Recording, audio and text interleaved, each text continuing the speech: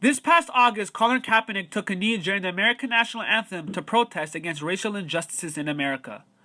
This turned into a national headline with many calling Kaepernick's stance unpatriotic. What couldn't be denied was the effectiveness and reach the protest had, getting many people talking. I then decided to take a look comparing Colin Kaepernick's protest to the 1968 Black Power salute to see the evolution of protesting over time in sports.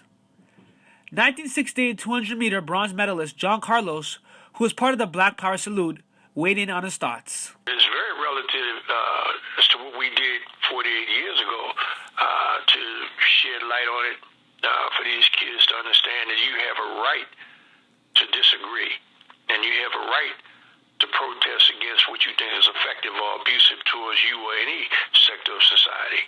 Something Carlos and Kaepernick can relate to is the backlash that transpired after their actions. Carlos was banned and removed from the U.S. Olympic team in 1968, only to be honored 40 years later by ESPN and to ESPYs for his heroic acts. Carlos' advice to Kaepernick now is, well, I think Mr. Kaepernick is on top of his job.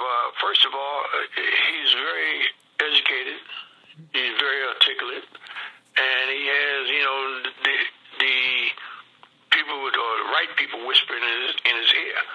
Colin Kaepernick's knee protest gave the Black Lives Matter movement a major push into the mainstream media, in which they were able to express their issues on a global platform. Pascal Derbelis, co-founder of Black Lives Matter Toronto, who played a major role in setting up the protests outside Toronto Police Headquarters last year in regards to the death of 45-year-old Andrew Loco, weighed in her thoughts on the power of protesting. Honestly, the only way that we've ever been able to get anything has been by protesting. It has been by people taking to the streets. It has been by people, saying that like all of this shit isn't fair, and we're not going to take it anymore. Sportsnet anchor Eric Thomas has been a strong advocate for racial equality in sports and in the workforce. He has been very vocal in his defense of Colin Kaepernick.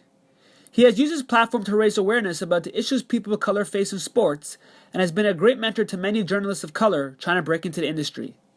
Thomas comments on the impact both protests had. If it weren't for guys like John Carlos and Tommy Smith, Colin Kaepernick might not know where to start or how to take a stand or how, he wants to make his message heard. The majority of people acknowledge that there are major race issues in the USA, let alone North America, that need to be fixed immediately.